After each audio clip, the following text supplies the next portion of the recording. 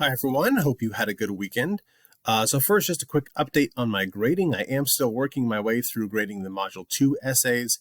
Some of you have already gotten back your grade and feedback on that on Canvas, but I am hoping to finish grading those this week, and so I really do thank you for your patience with that.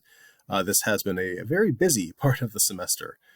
So anyway, this week we will be continuing our focus on organizational and corporate storytelling and narratives, with some student-led discussions as well as some preparation for the next essay. So first, for the Module 4 essay, you will be analyzing an organizational or corporate narrative. And if you've not yet read the Module 4 essay instructions, look ahead to that so that you can get a good understanding of what you'll be doing for that essay. I have a link to the instructions in the text version of this announcement. And you might also find it helpful to watch my video discussion of the Module 4 essay, which you can also find in a link to in the text version of this announcement. So for Tuesday, you will then, of course, need to select a corporation or organization that will be your focus for the upcoming essay. And of course, in addition to identifying the corporation or organization, you'll also need to explain your choice. Why are you interested in that particular one? And so as you decide on a corporation or organization, you'll want to take some time to look into their narrative, do a little bit of research into them first. I suggest choosing one that either relates to your complex problem or to a career that you're interested in. And of course, if it's both, all the better. So then for Tuesday, we will also be having a student-facilitated discussion activity, and that is on Brady and Haley's article, Storytelling Defines Your Organizational Culture. And so, of course, after you read that article, take some time to read through the student group's presentation and then respond to their prompt. And then, of course, as always, reply to classmates. So then on Thursday, we have another student-facilitated discussion, and that one is focusing on our class reading, What is Our Story? Philip Morris's Changing Corporate Narrative. And so, of course, the student group for that also has a presentation for you to go through and a prompt to follow. So just as we've done for all of the other discussion facilitations. And of course, our readings and discussion activities are continuing to focus on storytelling, particularly in relation to how organizations and corporations form their organizational narrative.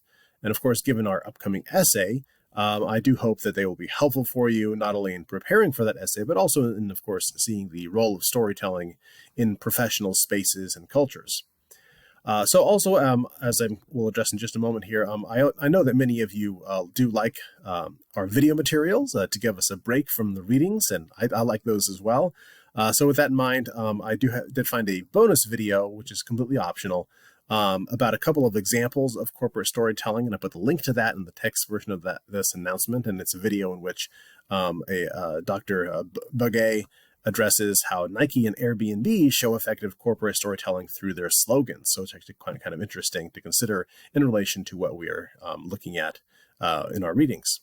And finally, my thanks to all of you who completed the anonymous mid-course survey. It was very helpful to hear about the elements of the class that have been helpful for your learning. And of course, I also really appreciated getting some suggestions. And I wanted to just take a few moments to address some of those suggestions. As I said, those were very helpful. So first, of course, sometimes we've had days when there were multiple things due, which would be increasing the workload, making it uneven with other days. And that's something I missed and when putting together the schedule, and I really appreciate that being brought up. And so I, of course, will look ahead to the schedule and see if there are any adjustments that are possible at this point. But of course, always remember that if you do find that you need more time on an assignment, especially if there's multiple things being due, contact me. I can definitely give extensions, as I think many of you have already found out who did contact me. So I also got some suggestions about having more video materials like the TED Talks. Those are fun. Perhaps replacing some of the text readings. And of course, I think that's a great idea.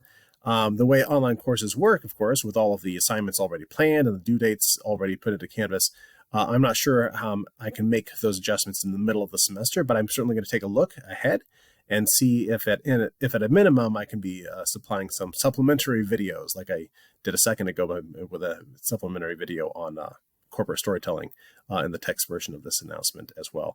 And finally, I got some good suggestions to provide models and more guidance for the discussion, facilitation, presentation, and prompts. Now, of course, it's too late to really implement that this semester since many of the groups are already finishing up. But I think that is a great idea. and I will certainly see what I can do with that when I teach the course again next semester.